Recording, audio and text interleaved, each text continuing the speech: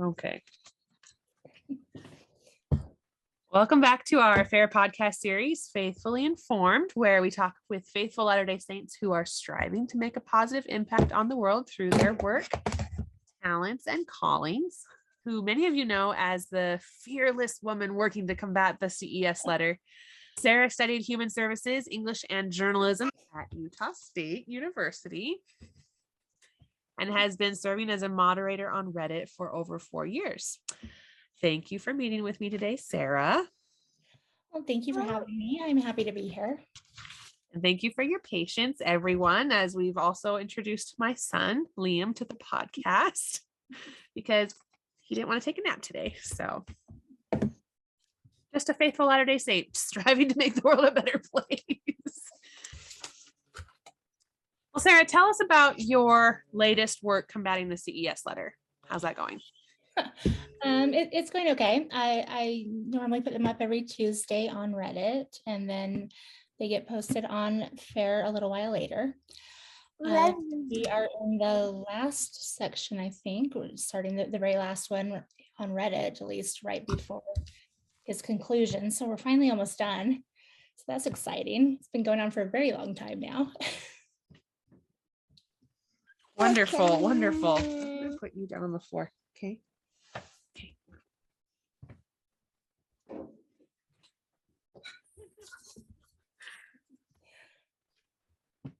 What motivated you to start working as a Latter-day Saint apologetic? I think that's my big question.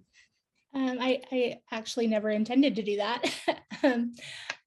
We just got a lot of questions on Reddit about the CES letter, and I think everybody knows somebody that's been affected by it in some way by this point.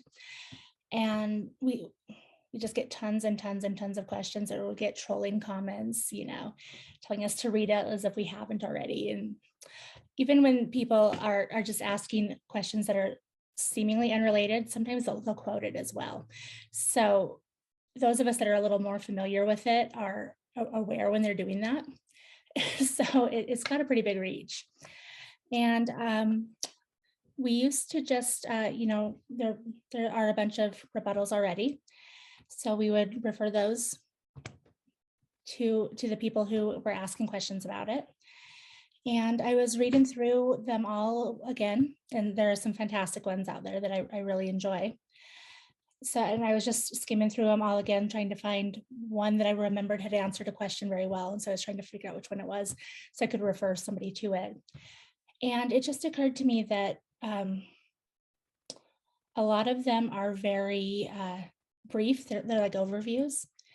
And because they'll direct people to a larger work, like to a book or something like that. And so the rebuttals themselves that are shared online are just really brief, and they don't really go into much detail, and a lot of it is opinion, and they don't really link to a lot of sources in most cases.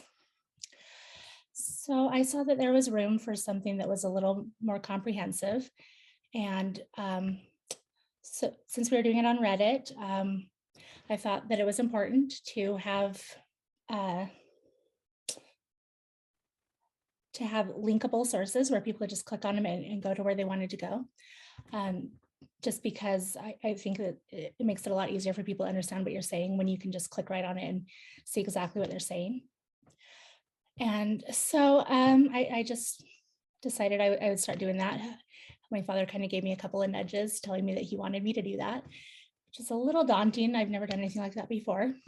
So I thought, maybe 5 people would read them. We'd get a couple of trolls who would disappear right away, and it'd peter out in about a month because nobody would care. And instead, it's been going for over a year now. So it's been a little crazy. Wow, that's awesome. That is so awesome. I think it's awesome that it seems like God's hand has been very much involved in your process and your path. What has been your greatest challenge, I guess, since you started apologetics? Well, there have definitely been some subjects I was not very familiar with. For a lot of it was stuff I'd read before, and so I had a bunch of bookmarks saved and things so I could go find them again. But there were other things that I just was kind of learning from scratch. So that was a bit of a challenge in trying to cram it all into something that people would understand and that made sense and that wasn't going to overwhelm them too much, especially with like the Book of Abraham stuff. I mean, that gets kind of dense and it gets a little confusing for some people. And um, that one, there was so much to cover with that. So that one was really difficult. And the polygamy section was really difficult just because that's just a difficult topic in general. And the race and the priesthood one, that one is also a very difficult subject to talk about. So those are the big ones, I think. Have any of those subjects or your attempt to answer questions in regards to them, have any of them challenged your own testimony? Actually, no. It's actually been the opposite. The more that I've studied and the more that I've gone through all of these, and the more that Heavenly Father has been pointing me towards sources and just helping me out. And I say a prayer before I write all of them. And thoughts will come into my head and scriptures that I hadn't even thought of. And they'll just all connect. And so because of that, it's actually strengthened my testimony as I've been writing them. I like that you point that out, that you start every segment or every challenge, I guess, with a prayer. I think that's something that we should all definitely be keeping in mind, whether we're going through a faith crisis or not.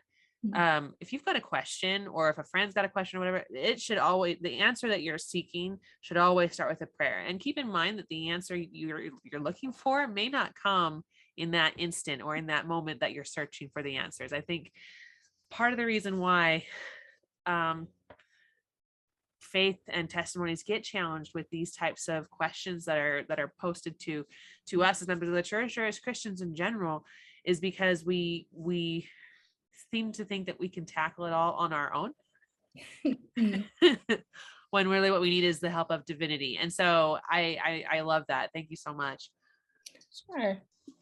Yeah, no, I completely agree.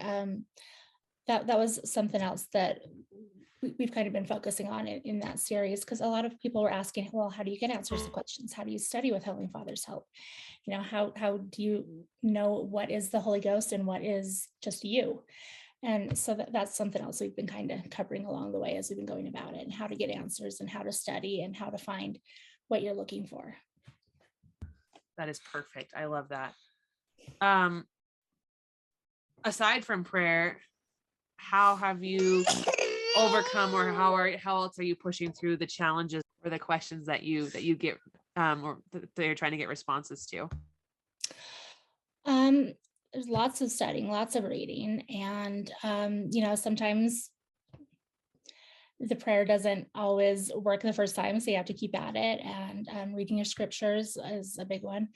They're the typical primary answers that people always ask, but they definitely help. Seeking out people who are more knowledgeable than you and asking them questions is always a big one too. I very strongly recommend doing that. And just, reaching out to other people and seeing if they can help where you're struggling, because we all have different strengths and different weaknesses, and things that might bother one person will not bother somebody else. And so that they're able to look at it a little bit more objectively and help find the answers that maybe you can't see because you're just too close to it and you're too stressed out and you're too worried about it. Thank you. I think it is important that you outsource. They may not be the ones that give you the answer. In fact, I highly doubt that person who may be more knowledgeable in a subject is going to give you the answer. It's more of they're going to guide you to the answer. And sometimes even the people who are more knowledgeable may not be giving you the information that you're looking for. And I think that's also important because we are talking about the CES letter here. And so yes, we need to remember that everything has to be taken in context. Everything has to be started with prayer, and trust that God's going to point you to the direction that you need to be in. And your heart has to be in the right place. If you're looking to disprove it, then you're not going to get the answer that you want. Exactly. Yeah. And context is so important, because Jeremy, the author of the letter, just strips everything out of context. and he strips quotes out of context and events in church history and all kinds of things. And he just puts it out there and puts the worst, like the worst possible spin on it to make it sound just as awful as possible. And putting the context back in and explaining, well, this happened because of this. And this is actually the full quote that says the opposite of what he was claiming it said. Things like that are important, and people don't realize just how much he manipulated it. And so I think it's really important to find that context and put it back in so that you can understand exactly what's going on. Amen. I think that's the case with all apologetics. You know, is recognizing that, you know, no matter what the question is, the question has obviously come to the front of somebody's mind because somebody else said something, or because, you know, they read something somewhere. And so all they're getting is little snippets. It's almost like you're scrolling through your social media feed and you're reading the headlines of everything, but you're not actually reading the article. Yeah, that's exactly what it is. And you know, Jeremy he studied marketing in college, and he knows how to package things to sell it really well and to get people's attention. And he certainly did that with his letter. So I think it's important that people be able to see through that kind of thing and know that there's a lot more going on that he is completely leaving out.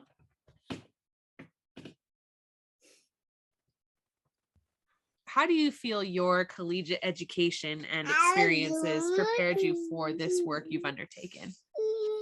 Well, you know, I studied journalism. I've been writing since I was a teenager. And so that helped just because, you know, you have to know how to write and you have to be able to communicate. And, you know, school teaches you how to study. So that has definitely come in handy, you know, being able to get through a lot of material in a short amount of time, because, you know, you have to cram for your tests and stuff. And so being able to condense it down to the important points, that has really been beneficial. I also studied journalism, and I don't know about you, but one of the biggest critics that I ever get about being a journalist is that you can't trust journalists. Mm-hmm. How do you build credibility for yourself, even though you aren't a professional journalist? You are, in a sense, because you are taking on a comprehensive report of something of another text. So how do you build your credibility with your audience? Well, I think honesty is important. You know, I tell people up front all the time, you know, I am not an expert on anything. You know, I know a little bit about a lot of things, but I don't know a lot about much of anything.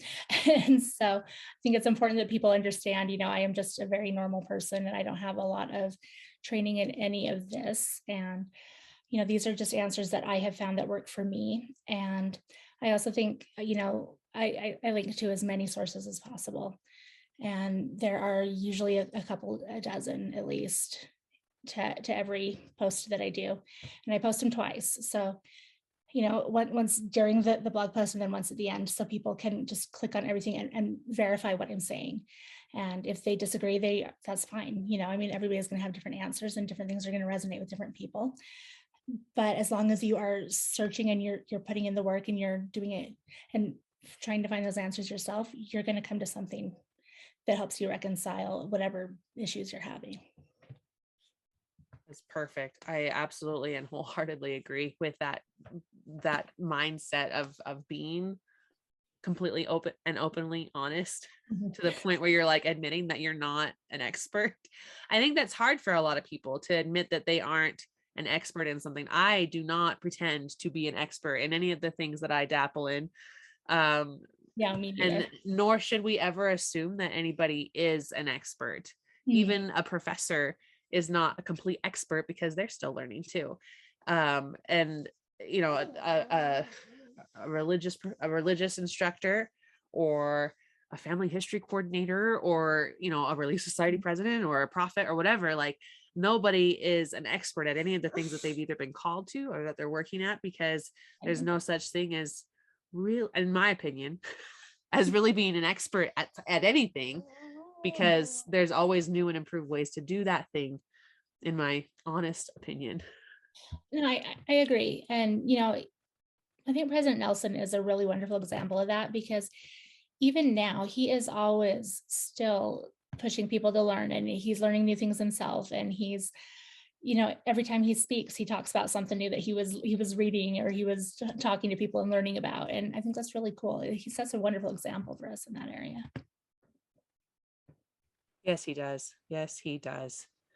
What are your hopes or desired outcomes from the work you're currently doing or undertaking?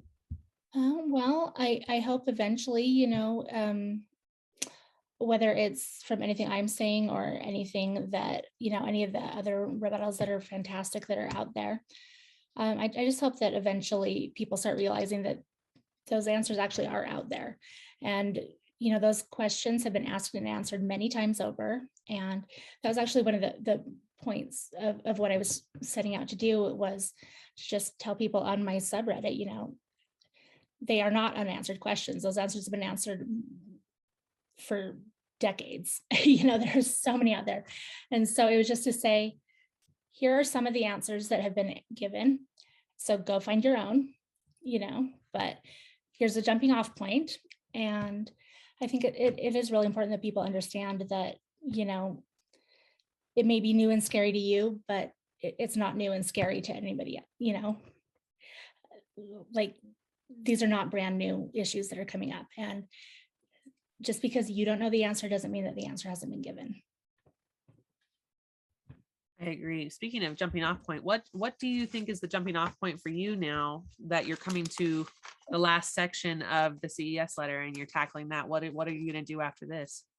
I'm going to enjoy having some time off for a couple of weeks. After that, I am not really sure. Some people at FAIR and I have been talking about some future things, projects that we can work on, which is very exciting for me. And I guess we'll just kind of have to see. I really wasn't intending for this to really be anything. And so I never really thought about what might come next. So we're looking at options. That's awesome. I think that what you're doing is commendable. It's a huge task to undertake. And it was one that I didn't really feel adequate to undertake myself, because I tend to be a little bit cynical, and I'll be honest, I'm cynical, and I the things that some people struggle with, I just don't, and I have a hard time being sympathetic. I can be empathetic. I just am not sympathetic sometimes, and I'm almost like I'm not bragging about that in any way. I'm just saying, hey, I'm glad that somebody's doing it, because I struggle. I can sit and talk to people and I, ask them questions and whatever, but I actually, not throwing mud on somebody's face for thinking or questioning something that I'm like, well, why wouldn't you? Or like, did you not pay attention in history? Like, and I'm not saying that I would actually openly do that to somebody, but I know that that's how I'm thinking on the inside. Yeah, no. There have been a couple of times I've gotten a bit salty in my responses, for sure. Especially where in the polygamy section, Jeremy was going off about how, oh, well, members don't realize that section 132 has all of these different like weird rules and things for polygamy. And I was like, well, that's because I haven't read their scriptures. And I did actually put that in the thing, and I felt kind of bad about it afterward, but I was in a bad mood. And so I just said it. So no one's perfect. No, yeah. Exactly.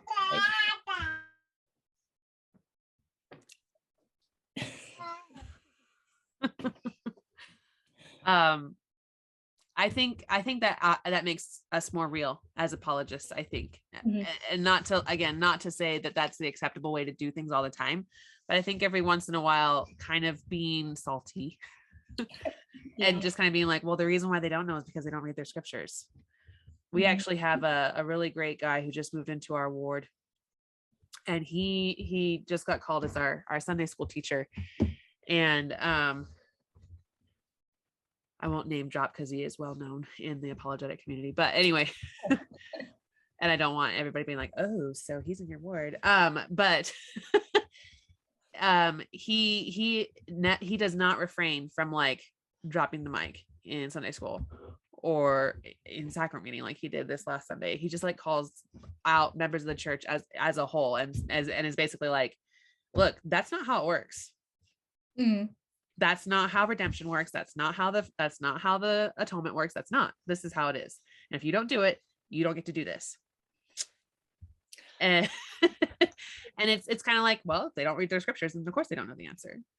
Yeah, no, sometimes you need to hear it. It can be a bit of a wake-up call.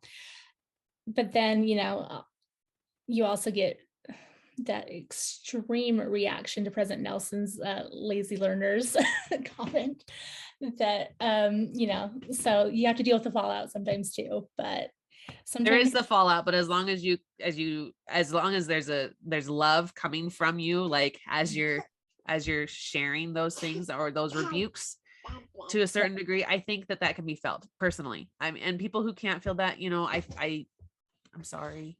I really am. I sincerely apologize if you can't feel the love from us as we're trying to help you strengthen your testimony or find the answers that you're looking for. That's not what we intend when we. Mm-hmm. Yeah, exactly. And, it just kills me because Jeremy makes out like he is, he's just been struggling to find these answers for so long, and nobody can give him any answers. But then every time anybody tries to, he just flips out and he gets so defensive and he just goes on the attack, and you're just like, whoa, where did that come from?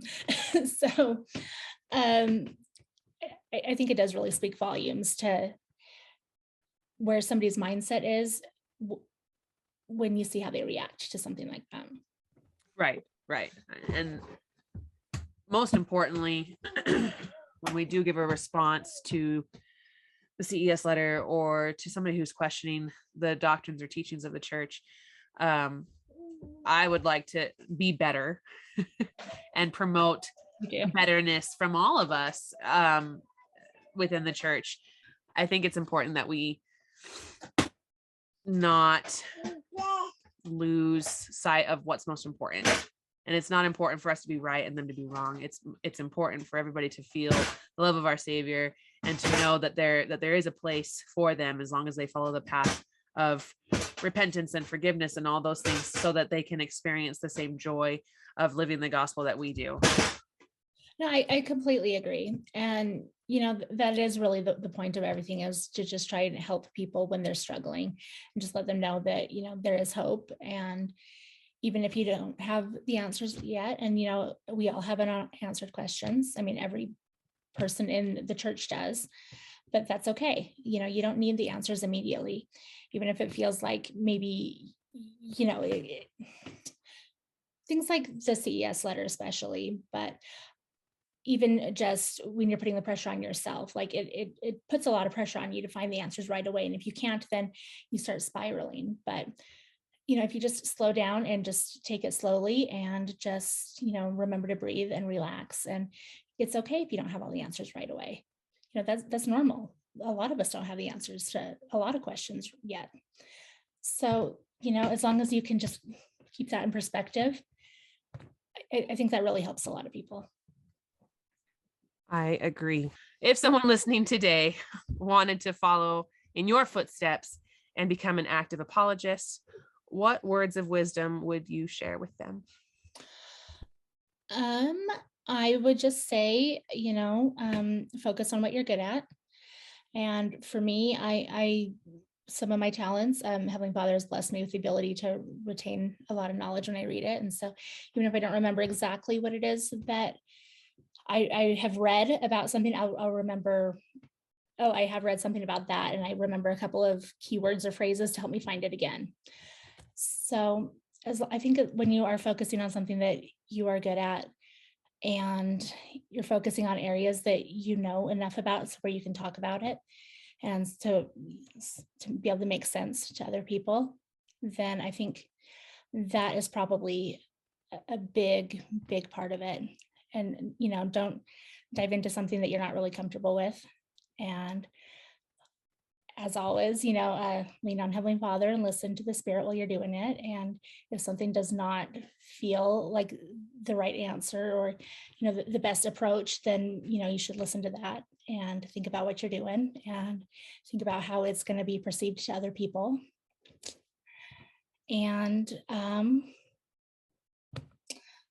I think that's pretty much what I would say, just because I really have no idea what I'm doing either. I'm just kind of winging it as I go along. So, that's kind of how we all started with this kind of thing. Well, you are a brave woman. You're light years ahead of myself. I feel like I've just barely cut through the surface of apologetics. I'm very new to this as well. And I think it's refreshing also to have so many new young faces coming in and saying, no. This is what happened. This is what we believe. And I'm going to blast this all over the internet so that people will stop asking the same question.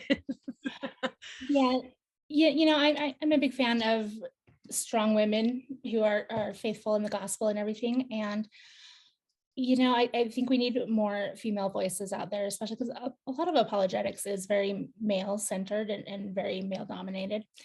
And so I think that, we need more righteous, faithful women standing up and saying, actually, no, because, a lot of women, we don't really kind of put ourselves forward and, take the initiative to do things like that. We just kind of react more than be proactive and things like that. But, Heavenly Father was definitely pushing me into this. And so I think that we just need to be a little bit more confident in our abilities and put more trust in Him. And we need to start putting ourselves out there, and we need to start defending our church and our faith and, just explaining how things are.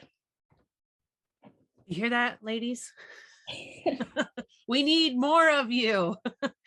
We need more writers. We need more podcasters. We need more question answers, and just in general, people willing to share their beliefs. And I'm not saying, and we're not saying go out and knock on doors with a black name tag. No. No, their job is to share the gospel. Our job is to defend it. Right. So. Exactly, yes. And you're right. I think another huge challenge that we're faced with in today's society is women in Christianity especially are very misunderstood. They think the world thinks that Christian women are meant to be subjective and not subjective, submissive, excuse me. Yes. Christian women are meant to be submissive and they don't really have a place, and they don't really get to be leaders, and they don't really get to, and that's not true. That is absolutely not true. And of all the things that I will definitely be an apologetic for, it is for feminism in Christianity. No, me too. Some of my favorite examples in the church and in the scriptures are strong women. And, I think especially for a woman in the church where, we don't really know a whole lot about Heavenly Mother, especially, and like President Nelson and the rest of the brethren have been very good recently about clarifying the female role within like the priesthood and in the gospel and everything. And that's been a really big help for a lot of women that I know. But, we really don't have that female example of what we can become in the next life, because we don't really know much about Heavenly Mother's role in anything. And so having strong, faithful women who stand up here on earth, I think is very, very beneficial to a lot of us. Thank you. Hopefully we get like this wave of women who want to come and join the ranks with us. I sure hope so. I think we need more voices in general, and that's not discrediting any men. We want you too. No, not at all. We definitely want everybody who has a testimony of the gospel to come and to answer the hard questions. Yes, yeah. And defend the basic teachings and principles of the church, and understand that, yes, sometimes the history of a church or an organization or anything is gonna have some dark moments. But you have to recognize that it's not God that is behind those dark moments. It's the imperfect people, like you and I have both already admitted to being. There are times where we aren't Christ-like, and we're trying, and we're only going to get better the more we continue to be persistent and try. No, I completely agree. And especially in the early days of the church, it was pretty messy. And a lot of that was because they were learning as they went along too. Like, they didn't have that history to look back on and be like, oh yeah, our ancestors went through all this, and so this is how they do it, and this is how things are done. And they didn't have that. They were figuring it all out for the first time, and so they made tons of mistakes, like we all do. And you just have to remember they are human, and the atonement works for all of us. And if they had not repented at the time, they surely have by now. I would hope so. It's so wonderful to live in the modern age that we are in. I know that there are people in older generations who would disagree with me, but we live in such a wonderful time where the history and the understanding of what transpired is so much is coming to light so much easier. Before our day, people didn't know about even a lot of what happened anciently, right? Because archaeology was just a basic, right, base level understanding of things, and that's because histories weren't looked into really for many generations. There would be a falling of a civilization, and no one really ever talked about it after, because it was only ever the victors who ever really told the story. And now we're saying, hey, let's look at all the stories, because that's going to help us understand how to make the world a better place, I would hope. No, I completely agree. And we're living in a day, there are obviously pitfalls that come with things like the internet and everything, obviously. But we are living in a day where we have more information at our fingertips than anybody in the history of the world has ever had.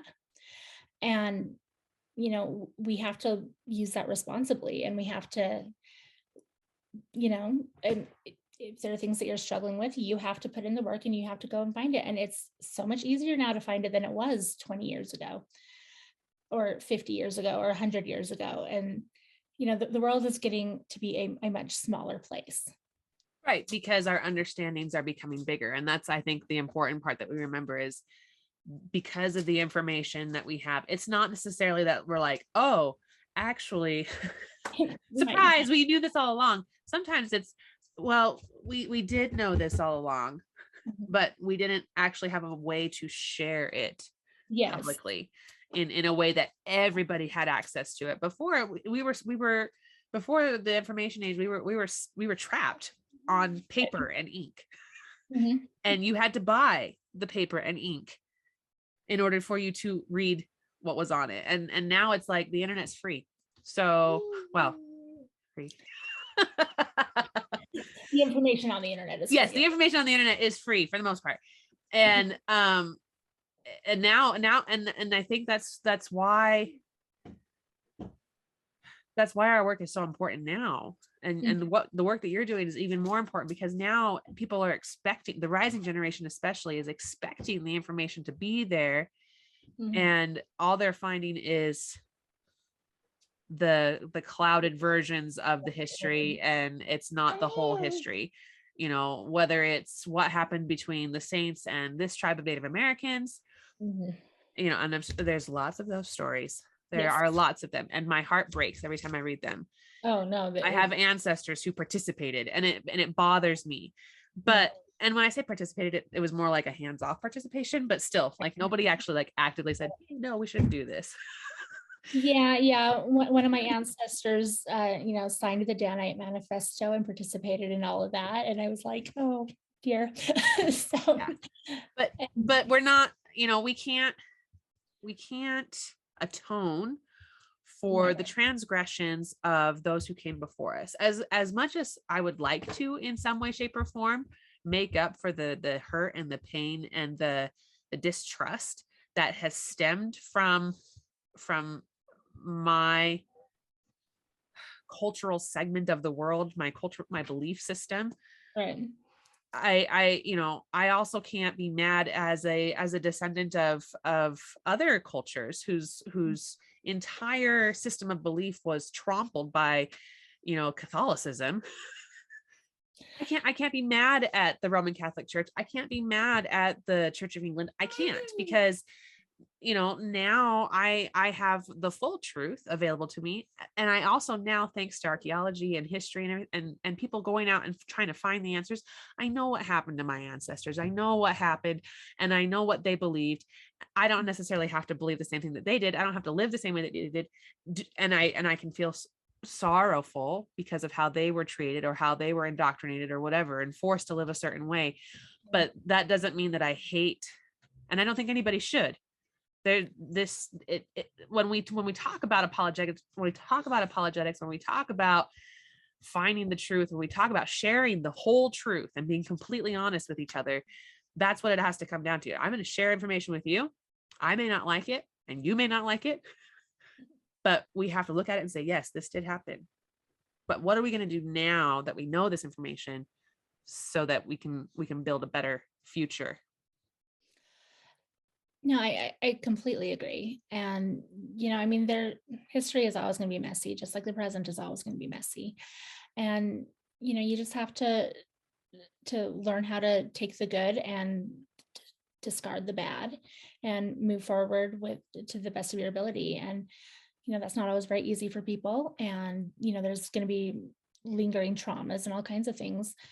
But I think when you rely on the atonement and you rely on Heavenly Father and the Savior, they help heal you in the best possible ways. And they kind of push you forward in ways that you never really thought that were ever going to be possible without their help.